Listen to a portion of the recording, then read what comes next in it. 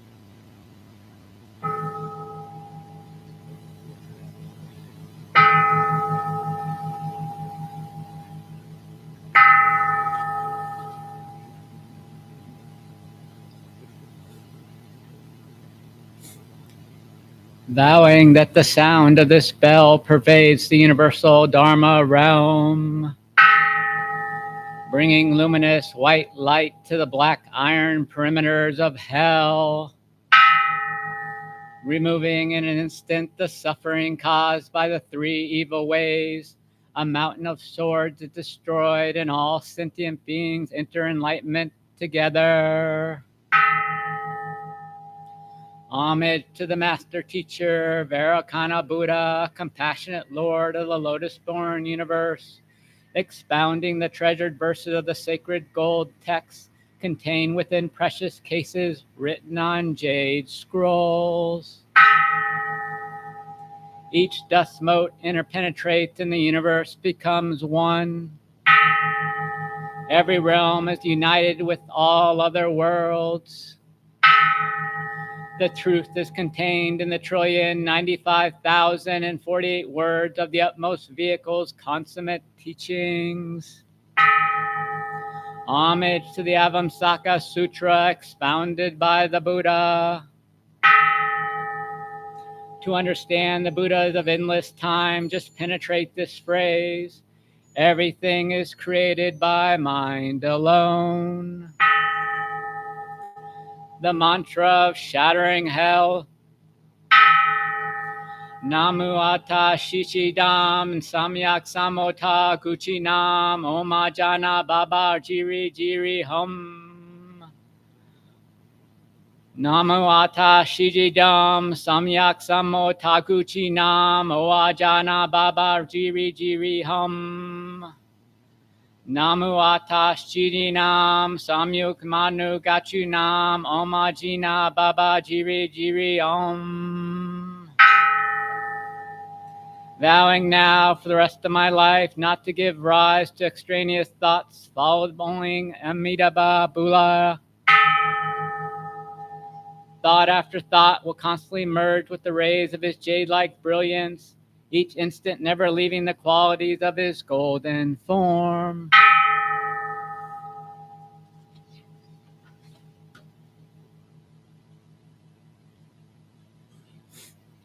Holding a mala and bearing witness to the universal Dharma realms, empty space is but a thread, leaving nothing unconnected.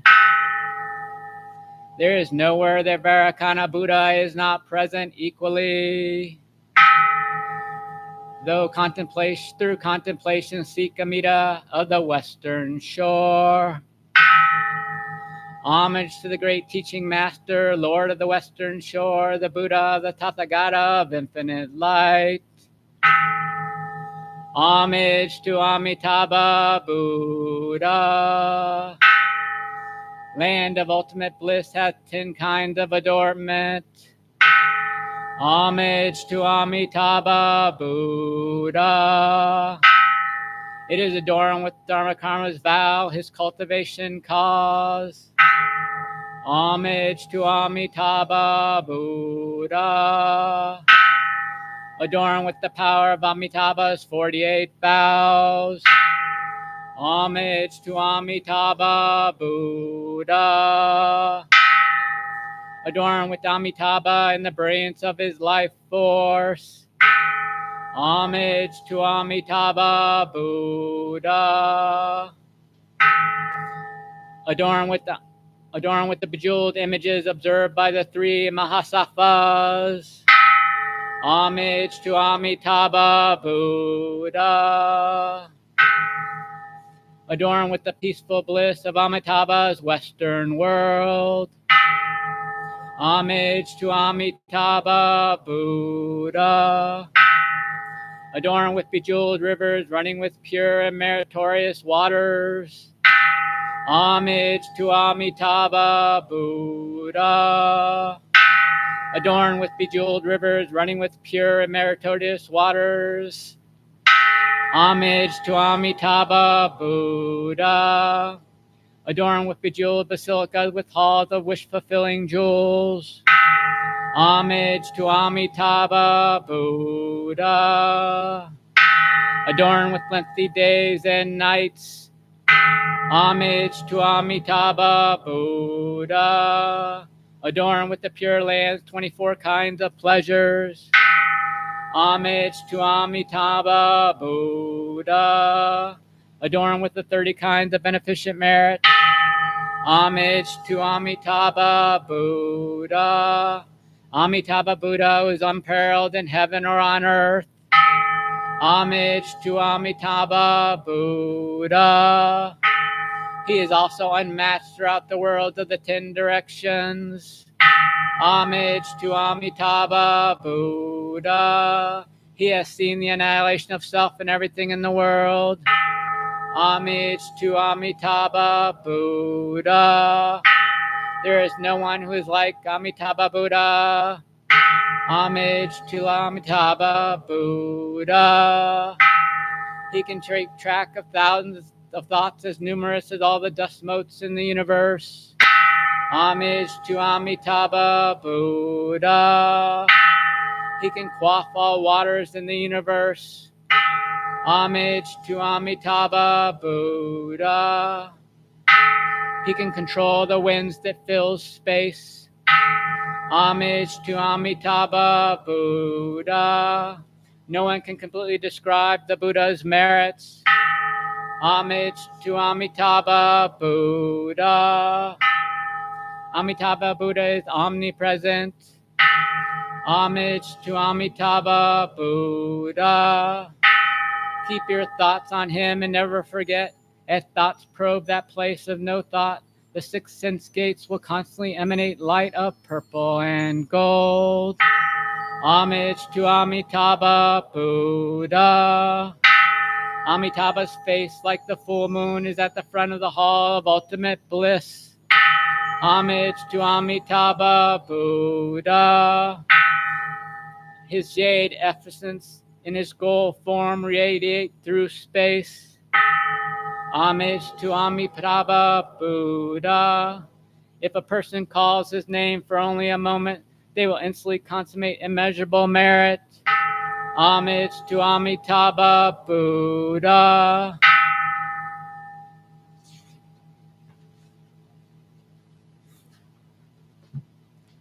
Along with all sentient beings, I vow together to enter the sea of Amitabha's great vows and to ferry across sentient beings so that I and others may simultaneously complete the path to Buddhahood. The sublime mantra of original mind of Amitabha Buddha. Tanyata Om Aritara Savabhaha. Tanyata Om Aritara Savabhaha. Om Taya Om Aritari Savabhaha. Om Taya Om Aritara Savabhaha. Tanyata Om Aritara Savabhaha. Anyata Om Aritari Savabhaha. Anyata Om Aritari Savabhaha. Anyata Om Aritari Savabhaha.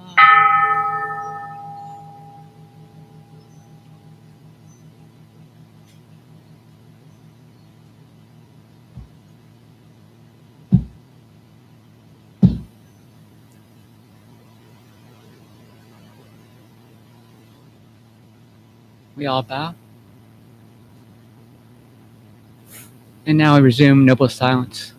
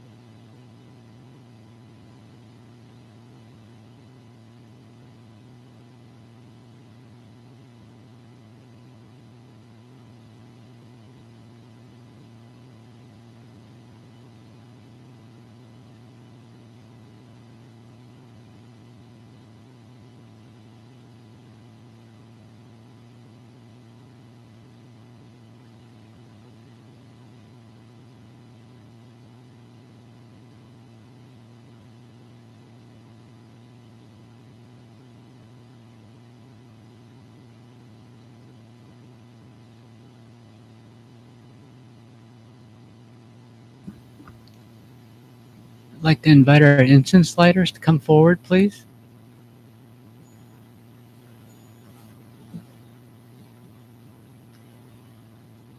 The incense lighting gatha is on page 2 in your chant books.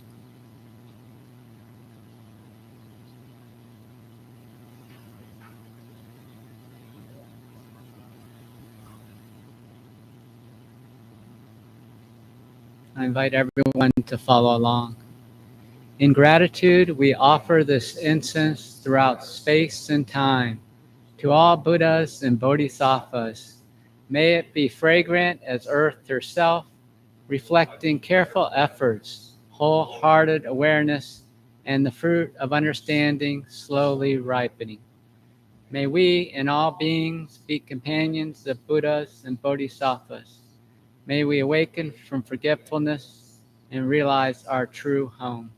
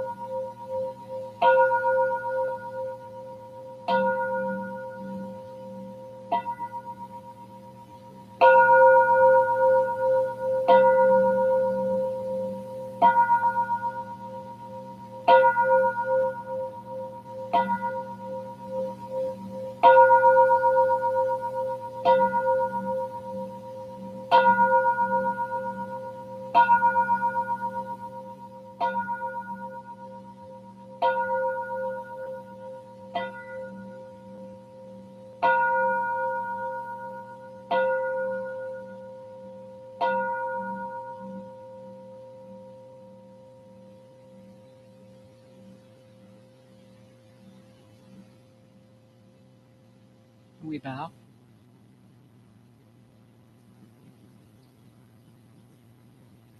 Good morning.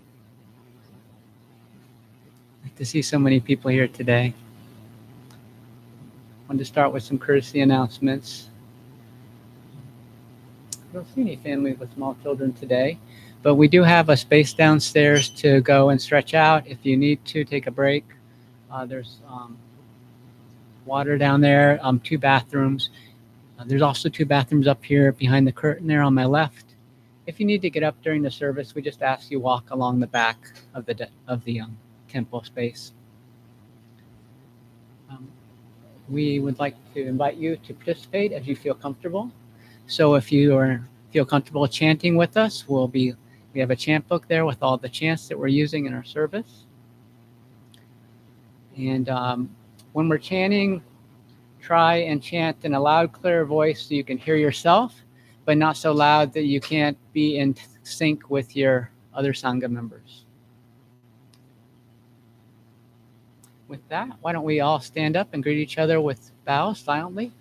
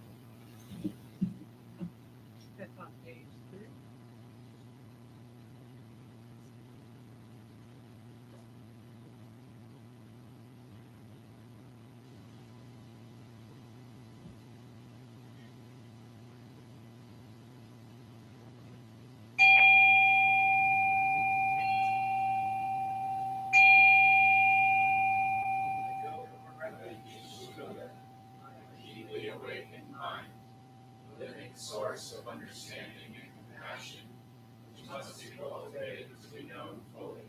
I go for refuge, Dharma, the path of mindful living, leading to healing, joy, and enlightenment, the way of peace, which must be cultivated to be known fully. I go for refuge, the Sangha, the loving and supportive community of practice, realizing harmony, awareness, and liberation, which must be cultivated to be known fully. I am aware that the 3 jewels are within my heart. I vow to realize them. I vow to practice mindful breathing and smiling, looking deeply into things. I vow to understand living beings and their suffering. I vow to cultivate loving kindness and compassion, to practice joy and equanimity. I vow to offer joy to one person in the morning and to help relieve the grief of one person in the afternoon. I vow to live simply and sanely, content with few possessions, to keep my body healthy. I vow to let go of all worry and anxiety in order to be light and free. I am aware that I owe so much to my parents, teachers, friends, and all beings. I vow to be worthy of their trust, to practice wholeheartedly, so that understanding and compassion will flower, and I can help living beings be free from their suffering. May the Buddha, the Dharma, and the Sangha support my efforts. May the Buddha, the Dharma, and the Sangha support my efforts. May the Buddha, the Dharma, and the Sangha support my efforts.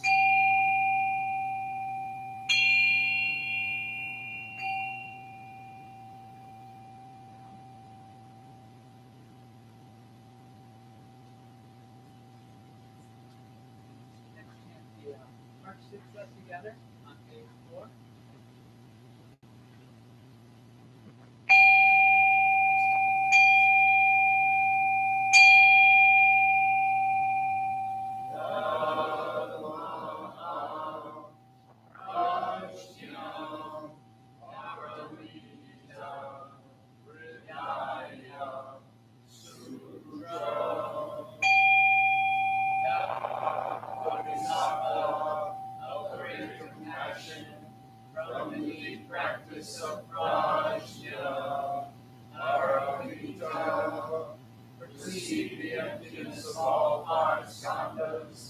and deliver all beings from their suffering. O Shariputra, form is no other than emptiness, emptiness no other than form, form is emptiness, emptiness form. The same is true of feeling, thought, impulse, and consciousness. O Shariputra, all dharmas are empty, they are not born nor annihilated, they are not defiled nor immaculate, they do not increase nor decrease. So in emptiness, no form, no feeling, no thought, no impulse, no consciousness. No eye, ear, nose, tongue, body, mind, no form, sound, smell, taste, touch, or objects of mind, no realm of sight, no realm of consciousness, no ignorance, nor extinction of ignorance, no old age and death, nor extinction of them, no suffering, nor the cause of suffering, no cease from suffering, no path to lead out of suffering, no knowledge, no attainment, no realization, for there is nothing to attain. No Bodhisattva, hold on to nothing but Prajna, Paramita. Therefore the mind is clear of any delusive ignorance. Without ignorance there is no fear. Away from all delusive views, one reaches final nirvana. All Buddhas of past, present, and future, through faith in Prajna, Paramita, attain to highest perfect enlightenment. Know then the Prajna, Paramita, is the great Dharma, the radiant universe mantra, the uttermost supreme mantra, which is capable of allaying all pain. This is true beyond all doubt. Proclaim now the highest wisdom, the Prajna, Paramita. Gate, Gate, Ara Gate, Ara Samgate, Holy Swaha. Gate, Gate, Ara Gate,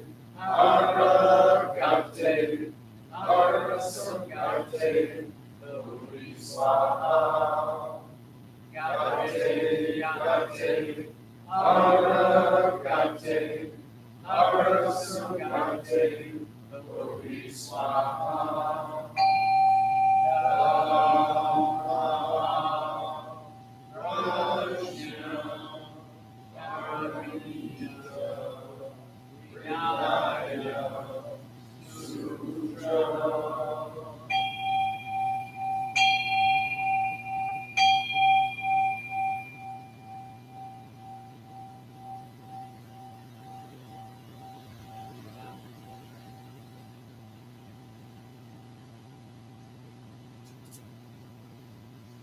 I wanted to give everyone an opportunity to do some short bows before the beginning of the service. It gets to not long, not 2 years. So there's a lot of different ways to do bows and prostration. And the way that I'm going to demonstrate right now is the way that we do and learn either when you have bad knees or when you're in a tight quarters like this, you can't really do prostration all the way down the ground. So what I'd like you to do, if you're comfortable, we'll all do this together, and I'm going to show us what we're going to start with. Now, the waist.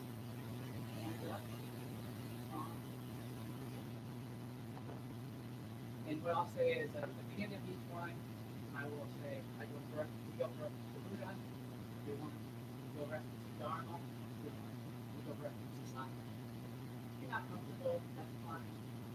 You can posture. The idea is that there's lots of things in life. I think I talked about this in the previous Dharma, about really big breath. When we're children, we take refuge in our parents. As we grow into adults, we take refuge in other things that are meaningful to us. Just as we're attending the Buddhist temple, now is an opportunity for us to take refuge in our spiritual traditions. The Buddha, the teacher behind the religion, as a guide, the Dharma, the Buddhist teachings as a time to live our life, in the Sangha, the community here, and also the great Bodhisattvas who are there to inspire us to share this.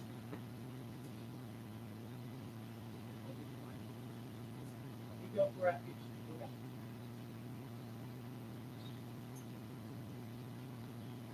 We go for refuge. Dharma.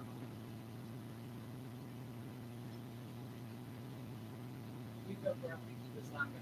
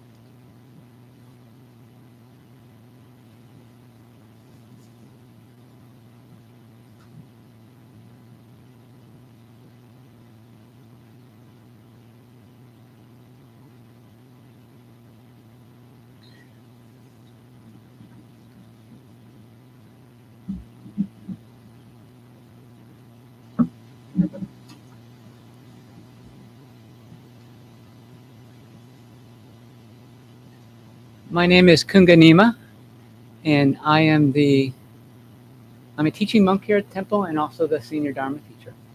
So I'm so glad you could be here to join me today. I'm usually here about once a month because I live in St. Joe, Michigan. The title of my talk today is Don't Be a Jerk. So this comes from a book by Brad Warner called Don't Be a Jerk. The image there is of one of Godzilla's nemesis being a jerk and trashing like Tokyo or some Japanese city there. So this is, like I said, this is a book by Brad Warner. It's about Dogen. Dogen is a 13th century Zen teacher. He's the founder of Soto Zen. Nasanskar is currently studying in the Soto Zen tradition. Our teacher, Sun Shin, Venerable Sun Shin, is ordained in the Soto Zen tradition. And so the title of the book is Don't Be a Jerk, but it's a translation by Brad Warner of an essay from Shobogenzo, which is a famous collection of essays, very long, by Dogen. And this one has to do with the precepts or morality. And Brad said that another way to translate this is do not enact evil or don't do wrong things. But Brad had his own way of translating things, which I think can appeal to a more contemporary audience. Makes things a little bit more fresh with "Don't be a jerk." Another part of the translation that he goes on to translate the whole chapter, but I'm not going to quote you the whole chapter. But I did want to give you another piece of it right here at the beginning. Even if the whole universe is nothing but a bunch of jerks doing all kinds of jerk-type things, there's still liberation in simply not being a jerk. So I thought this was a good subject to do in our current times. In Buddhism, it's pretty common to think of Buddhism and to think about meditation. But there are many teachings in the Dharma that really emphasize morality or ethics in Buddhism. So that's what I want to talk about today. Right now, the preceptors are taking the classes at the temple. They started at the beginning of this month. They'll be continuing through November, and at which time they'll be received their 5 precepts. And the 5 precepts are basically, rules of morality. Sometimes people will compare them to the 10 Commandments, like the Buddhist commandments, but they're not really commandments. They're more suggestions of ways or teachings on how to live your life in a way that will create less suffering for yourself and others. So the 5 precepts are to abstain from killing, abstain from stealing, abstain from sexual misconduct, and to abstain from lying, and to abstain from intoxicants. So I would say these are basically the core of the Buddhist teachings on morality. If we can follow these 5 precepts, it goes a long way towards developing our spiritual path. I'm going to say more about this later, but the 5 precepts are really directions for how not to cause more suffering in the world. So if our vow is to alleviate the suffering of other beings, the first step is to not to actually cause it. So I had several examples here from the teachings where morality is really stressed. The first example is talking about the 3 baskets of the Buddhist teachings. So the Buddhist teachings are commonly, we use this image of 3 baskets to discuss them. The Vinaya basket, the Sutra basket, and the Abhidharma. And the Vinaya basket are the collection of vows or rules that the monks would need to follow. And there's like hundreds of these rules. The story is that, the monks would come into the Sangha, with agreeing to follow the precepts, but things would happen. Maybe somebody would understand the precept in a slightly different way than normal, but they did it, whatever they did, and it caused problems or created an issue in the Sangha. So they would bring the problem to the Buddha, the specific case.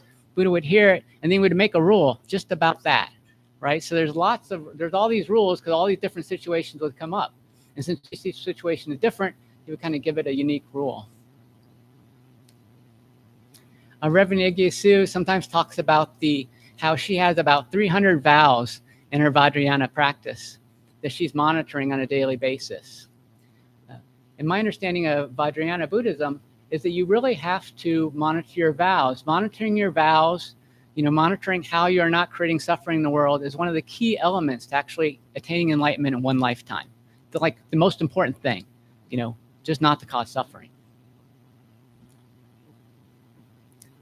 So this summer, and I think I actually started at the end of spring, and then I went through the summer and just finishing up right now. I'm taking a class with the Great Plains Zen Center. It's about the 16 precepts that are taught in Soto Zen. So in this class, we were introduced to, we had a lot of information we were given on the background. And one of the things they gave us was the first story or the first rule that was put into the Vinaya. So the very first rule that the monks that the Buddha made a rule about after the 5 precepts to kind of clarify things. So I wanted to paraphrase that little story for you so you would get an idea of how these vows came out of real life interactions. So the story is a monk named Sedena, and he was, one of the monks. They would go out in the mornings to take alms, and they would come home in the afternoon. They would meditate, and that was basically their pattern. They would travel together as a group.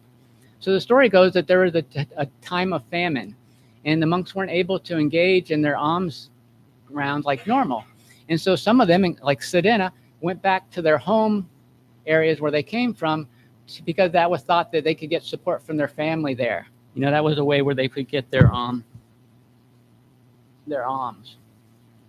So, give me a second here. Just want to tuck that in a little bit better. Thank you. Perfect. So Sedena goes back home, and his mother asked him, or it was more of it was stronger than an ask, pleaded with him to impregnate his wife so that they would have an heir to inherit the estate if the father dies, because Sedena wouldn't be able to inherit it as a monk. He didn't have any possessions. So there was a rule already that monks were not supposed to have sexual intercourse. But I think that in India in this period that, there was a difference between, sexual intercourse went hand in hand with marriage, a little bit more stronger than it does here. So, the monks felt like, Sedena, I guess, somehow felt like that because it was his wife from before, that it was maybe okay to still have sex with her because they were married at one point. So he did. So the story goes that he took her 3 times into the pleasure grove, and they had intercourse, and then later she had a child. And the story goes on to say that he was very conscience-stricken and upset that he had done this. He felt very guilty about this. Other members of the Sangha heard about it, and then the story was brought to the Buddha to make a decision about, was this something that the monks could do? Could they, even though they've said they wanted to practice abstinence, if they had a situation like this come up, it's like a really strange situation, right? Would that be okay? The Buddha said, whatever monk should indulge in sexual intercourse is one who is defeated and he is no longer in communion with the Sangha. So he's basically said, you can't have any sexual intercourse at all. It doesn't matter if it's your ex-wife or anything. So I thought it was interesting what he didn't say when he gave the reason for why he gave this rule. He said that he made this rule because it was for the benefit of the Sangha, the ease of the monks, the restraint of sexual energy here and in the next life, for the benefits of non-believers, for establishing the Dharma, and for fostering discipline. He didn't say that it was wrong to have sex or that sex was evil or anything like that. He basically just said it would make it more difficult for the monks living together in communion to follow the path. So he said there's no sexual intercourse for the monks. I think in our contemporary precepts, we talk about the do not engage in sexual misconduct. And the idea is to support responsible actions in sexuality. There's no rules about, who you should have sexual relationships with. The focus is on being responsible in those actions, and basically going back to the core belief of not to harm others or yourself. So if you're in a sexual relationship that's causing sometimes the harm to yourself or others, then that would be something inappropriate according to Buddhism.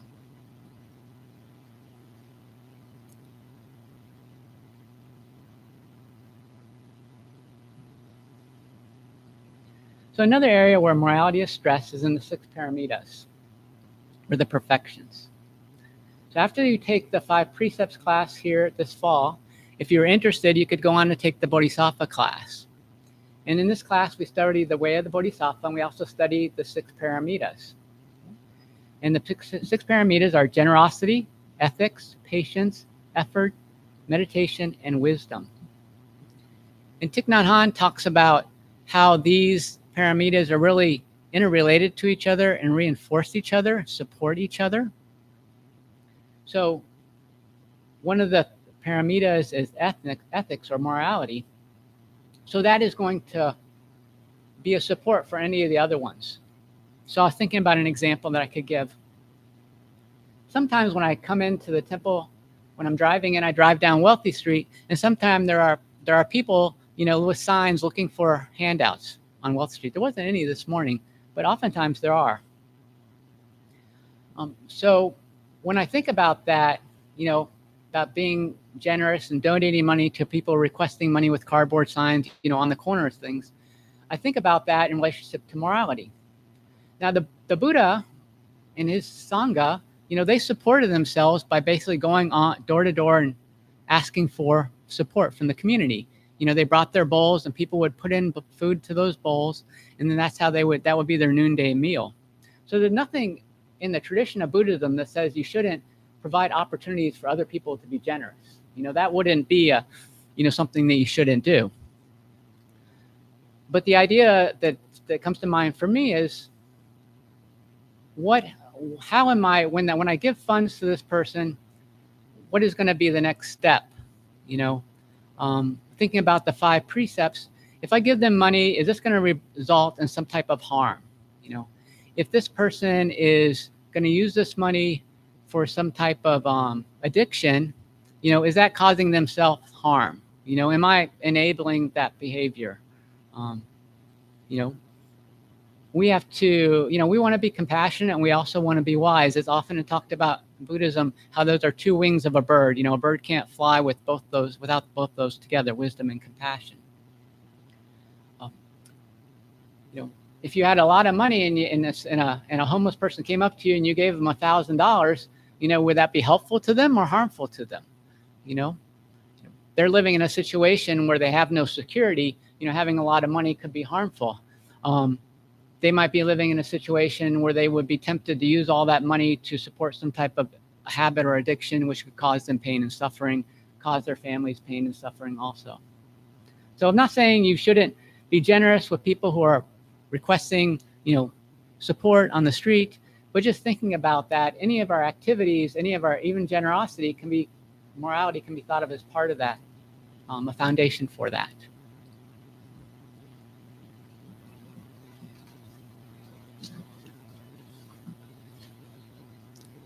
The last area I wanted to talk about as far as related to morality is the idea of karma. So in Buddhist thought, there is this idea of karma, where actions of body, speech, and mind that we put out into the world have results. And we are going to also feel those results. A simple way to think about it is if you are being a jerk, then in the future, you're going to encounter more jerks.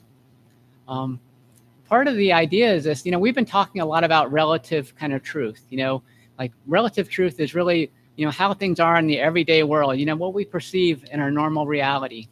But in Buddhism, there's also this idea of ultimate truth. And this idea of ultimate truth is non-duality. That even though we perceive separation between ourselves and others, really we're all interconnected at a deep level. So if you're going out there being a jerk, then you're being a jerk to yourself.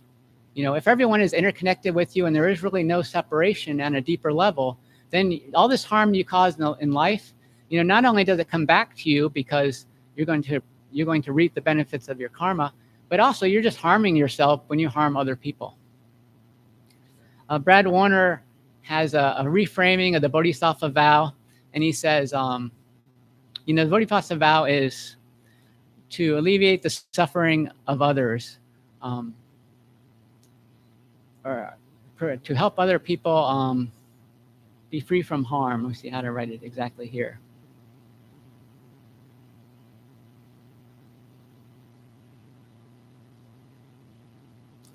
So he says, I want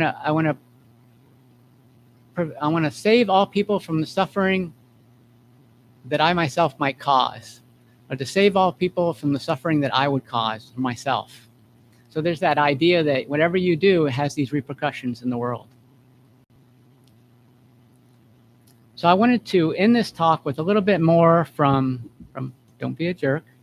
And what I did was I took this one section here where I really liked it, and then I'm gonna read a little bit of Brad's translation of Dogen, and then just give you a little short summary of what I take away from that. So first one. When jerk-type actions are not done by someone, jerk-type actions do not exist. Even if you live in a place where you could act like a jerk, even if you face circumstances in which you could be a jerk, even if you hang out with nothing but a bunch of jerks, the power of not doing jerk-type things conquers all. So there are no jerks in real life, only people who act like jerks. Regardless of where you live, the circumstances of the present moment, or who you are hanging out with, there is no reason to act like a jerk. Jerk-type actions have no fixed form. It has no existence until someone does it. If we don't act like jerks, jerk-type acts don't exist in the world. Evil doesn't exist until someone does it. You can do jerk-type things, or you can avoid doing jerk-type things. The moment you know that jerk-type action does not exist outside your own conduct, that is realization of the truth. Knowing what is evil and choosing to do good is awareness of the truth.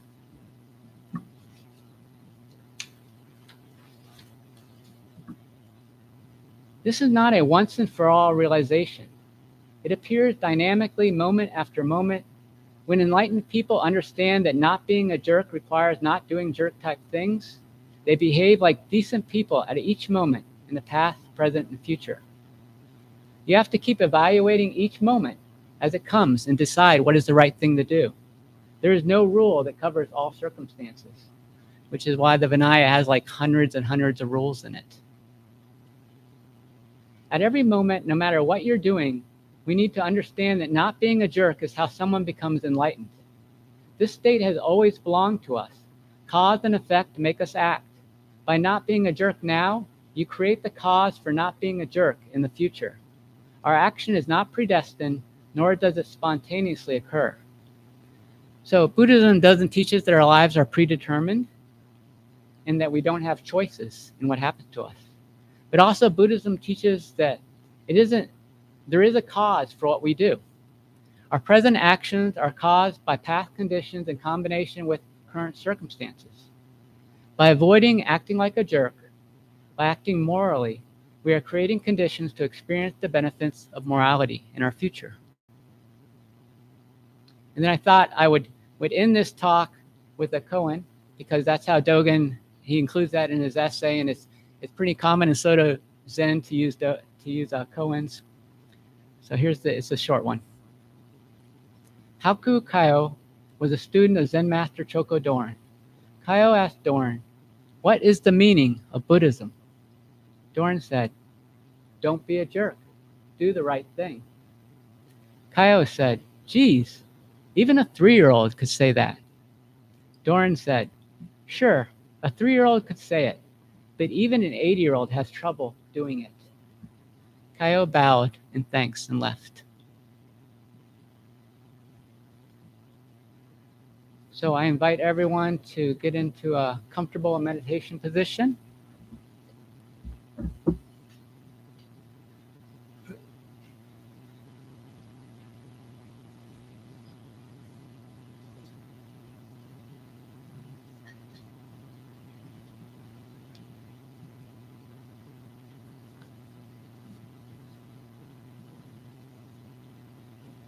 So if you can sit, we have cushions there. If you're tired of sitting on your cushion, we have more chairs available in the back. If you're sitting on a cushion, having your legs crossed in front of you, try and sit up nice and straight. Put your hands in your lap. Right hand resting side the left hand, pulled up against your stomach. Thumbs lightly touching. Try and have your shoulders back nice. Chin tucked in. Your gaze can be open. You can have your eyes open or closed. If you're open, sort of gazing down at the floor, rest your tongue at the roof of your mouth. And we invite you to be aware of your breathing in and breathing out. Just be aware of that wherever it's comfortable, at your nostrils, at your stomach, wherever you can feel it without trying to control it. And then a good way to start is to count your breaths, counting in and out is 5, in and out 4, down to 1, and then repeating. And once you're feeling calm and stable, to just let go of that counting and just sit with the awareness of your breath. And after sitting with that for a little bit, you can just even let go of that awareness and just sit in awareness of the world. I will sound the bowl 3 times at the beginning and end.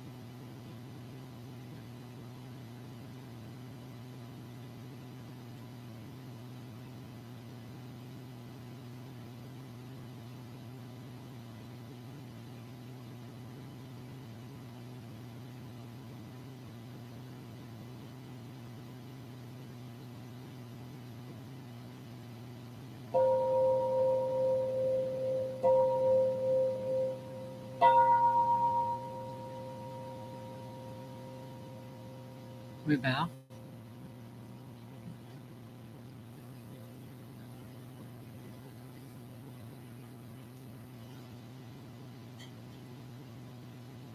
The next part of our service is sharing joys and concerns.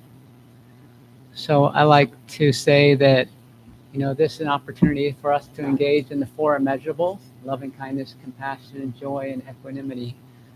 So the idea is that, when we share our joys and our concerns, we're giving other people a chance to share in that happiness that we may feel, or we're giving them a chance to empathize in that suffering that we may feel. If we're having a difficult time, it's an opportunity for other people to wish us that things could be better, to kind of have some positive aspirations that things will feel better, offer that spiritual support.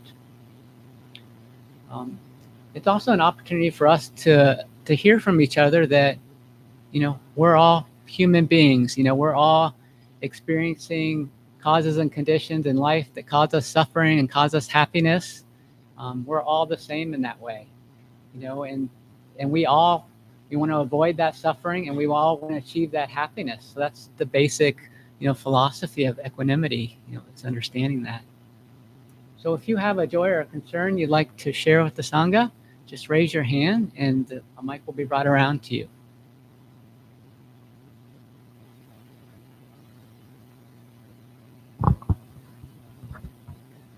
Good morning, Sangha. My name is Atino Nato, and I have both a joy and a concern to share today. My concern is that my eldest sister, I think she has cancer. She's being tested, and I fear that if she does, it's kind of an advanced form of cancer because she's had symptoms for a long time but didn't realize what they might be related to. So that's my fear.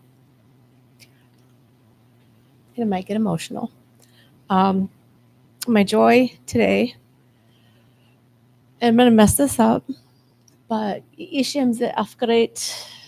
Meine Freundin Lea ist hier aus Deutschland und ich liebe du und deine Familie sehr groß. So I'm very happy that my friend Leah is here visiting from Germany, and I love her and her family. So thank you.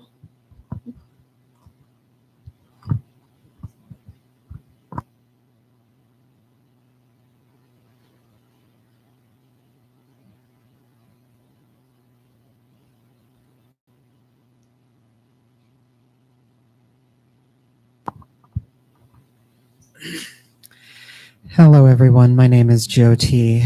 In the past couple of weeks, I have noticed that the level of hateful rhetoric against me and my fellow trans people has been probably the worst it's ever been in the past 5 or 6 years. And it's been a very long news week for me and most of my friends. And I would like to say, well, first, I'd like to make you all aware of this. And secondly, I'd like to remind myself and everybody else that this, like all things, has an end and that this will not last forever. Thank you.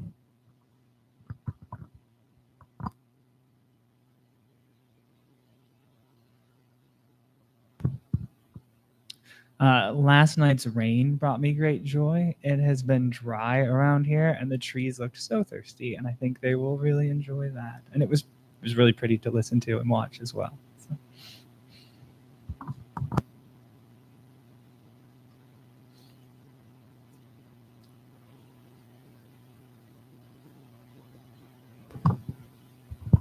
Good morning, Sangha. My name is Matt.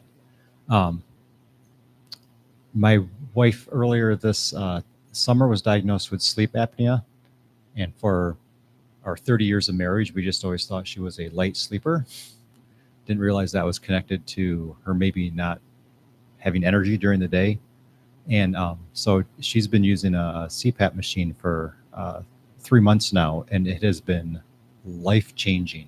It is it has changed everything. It is such a joy. Like during the day, she feels like she has energy, and then she's a teacher, which is a huge thing to be feeling like you're having energy. So just a huge joy for us.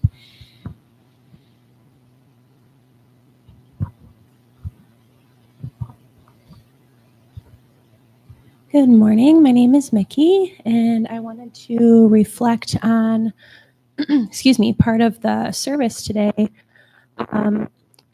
going back to giving money to people and possibly thinking like this could be going towards something that doesn't treat them kindly or the ones around them kindly. Something that I've been doing for the past 10 years is going to places where you can buy Ipsy bags for like 10 cents. And going to the dollar store and getting pads and toothbrushes and tiny little toothpastes and Kleenexes, whatever you think people would need. And just having that just under the seat of your car and offering it to them just makes you feel good, makes them feel good. They don't quite know what they're getting. It's like an open surprise, you know, kind of like a gift. Of course, it's a gift. But I hope that inspires anyone here to be able to give still and feel good about that within yourself and feel good about giving to others. So I hope that helps.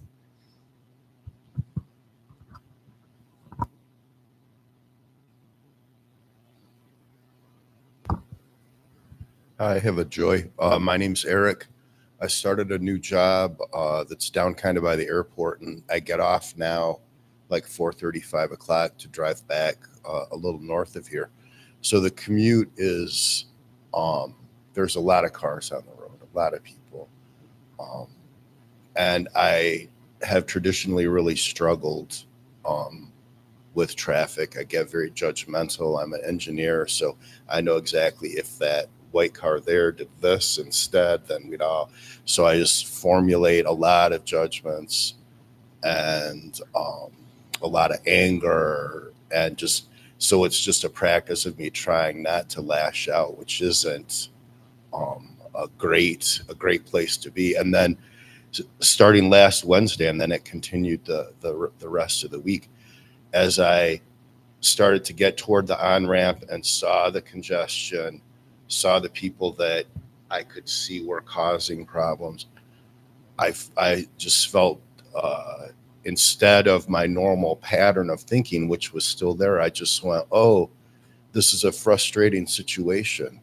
I stay calm in frustrating situations. And I was able to just be the good vibe as if I was in like a confusion around the produce aisle at a grocery store or something. I think I always thought traffic was something being done by others to me.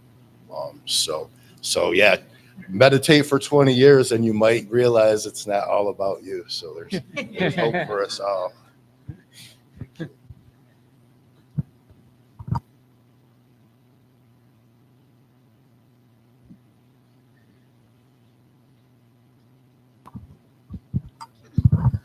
Hi, my name is Abby. I teach 7th and 8th grade English, and something that like you don't always get to see is like the fruits of your labor, you know, as a teacher. All of the like work and love that you pour into kids, you do all of that, and then you don't get to often see the like result of all of that love and care and support and things. I had a student last year who was definitely like a challenge for me as a teacher, just like interacting with his behavior and things. And I knew that that was like a result of the suffering that he was facing in his own life outside of school. So that was a 7th grader last year, and he is an 8th grader this year. And I'm really delighted and so happy to hear that he is having an amazing year. He's doing well with all of his teachers. He's involved with other kids. It's just like he's speaking positively about like his siblings, something that he wouldn't have even thought to do last year. So I'm hoping, while it makes me happy to think, oh, maybe like some of the work that I did is like part of this, it's also comforting to think that maybe like his plate is a little less full this year and he's got just like a little less suffering, and maybe that's playing into it a bit. So happy for small growth.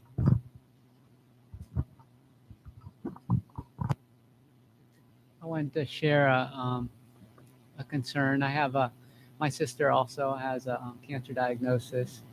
She has to, she's waiting on the next step to find out what kind of treatment she has to undergo. They think it's, an early stage, so hopefully it'll be a simple, surgery and then some radiation after.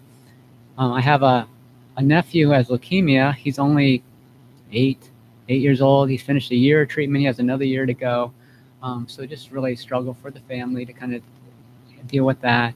My niece, who was born 2 months, maybe almost 3 months premature, actually got to go home 2 weeks ago. It was her due date.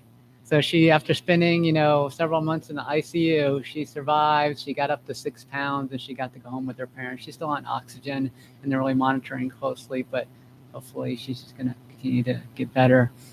My joy, being here. My niece getting to go home is their joy, but also just kind of coming here.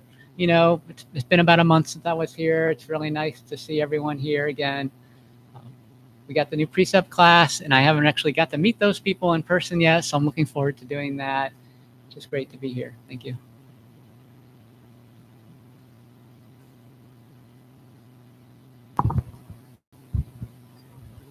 Hello, Sangha. My name is Clara, and I just wanted to second Jyoti's concerns. I got started transitioning this year, and it has been a mixture of joy and fear. Fear has been a constant bedfellow since I knew the writing on the wall getting started. But there's been so many joys as well. Theater has been a long love of mine, and when I got started, I thought that I was going to have to take a long break from it. But this weekend was my opening weekend for my first show with the name that I chose on the playbill, and it has been going amazingly. And it's also going on for the next 2 weekends if you'd like to see Sleepy Hollow at Dog Story. So that's my joy and concern.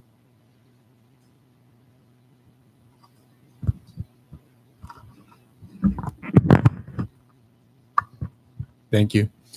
I guess I have a joy and a concern. My wife, Hao Su, who many of you may know, had surgery on Thursday, minor surgery, and is recovering at home. It has been good and also difficult at times, and she's been in some pain, and so it was kind of hard. But she's well and recovering. So today was feeling real good as I was getting ready and to leave for temple this morning. So that's my joy, I guess, and concern. One thing that I thought was funny is she hasn't been around at temple lately because she's taken up roller derby. And on Sunday mornings, they practice. The Grand Raggedy Roller Derby team practices on Sunday morning. So she said, for a few months, I'm going to be engaged in this on Sunday morning rather than coming to temple. And she's been doing that and been doing well. Well, as we were having consults with the doctors and nurses leading to and going up to the day, and as they were about to wheel her in surgery, she kept being asked, "Have you had any recent falls?" And so that was quite a laugh for us each time that happened. And she had to explain to the people what she did. So.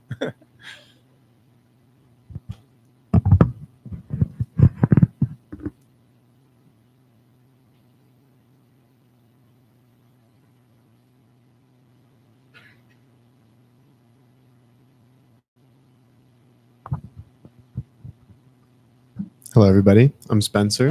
This is my first time here today. Thank you. About a year ago, a friend of mine gave me the How to Live Thich Nhat Hanh set, and I've been sitting with that for about the past year. I read them all very quickly, and I've been doing my own meditations and everything. And then I'm in a class in college right now, and I have to go observe something, and so that's why I came here today. My friend Zane has been coming for a while, and he brought me, and today has just been really beautiful to see everything that I've read and worked on myself, and then finally realize that there's a space in my home that I can come and sit with people. You know, I sit in meditation alone a lot. And it was really wonderful to be here with everybody today. Just want to say thank you.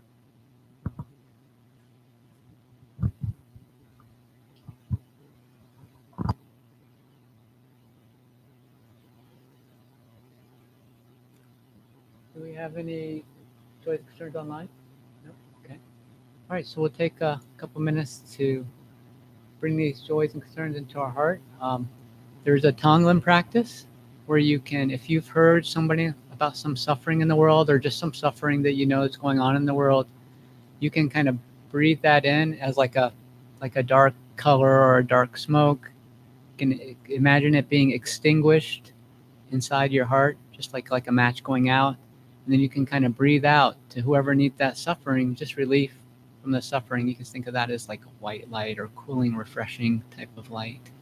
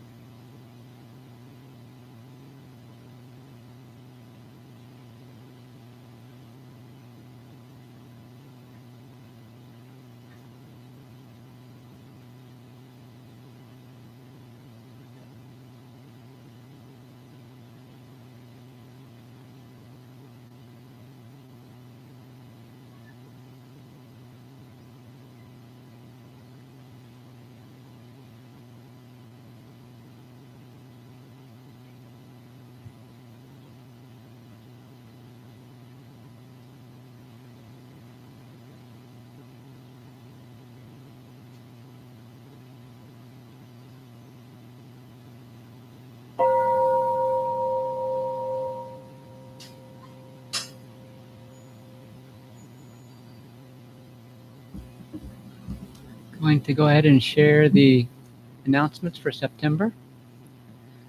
There's an online meditation group that meets on Wednesdays from 6:45 p.m. More information in the newsletter. You can join on, there's a link on the website to join. Thursday, Dharma discussion groups meets from 9:30 to 11 a.m. here at the temple. You can contact Ching-Su Ryan if you have questions, sitting over there in the black. Dharma disciple training. We did our last training today. So that was etiquette and greeter training. In the future, if you're interested in helping out to like with setup or volunteering, right now the precept class is like doing it all for us. And the more, you know, they come in at 8:30 and they set it up, they clean the bathrooms, they basically are doing everything. If you're interested in being added to a list, so maybe in the future when we're needing more volunteers for that, just contact Anna Sanskara. I think there's a place where you can just scan it on your phone, right, and go right to the thing to sign up. Yep. But it's kind of like, I think the next thing we'll be looking for volunteers for is monthly temple cleanings. So that's something that you kind of get trained on the spot and you show up and help out with that. So that'll be in the newsletter and more information about that. The Buddhist, the 5 precept training is already going on. Buddhist Mutual Aid Sangha meets on, that already met, that meets on the second Sunday of the month, I believe, from 12:30 to 1:30. So the next one will be the second Sunday of October. And that's a group that gets together for mutual support. Venerable San Shen leads that. So if you want information, you can email them.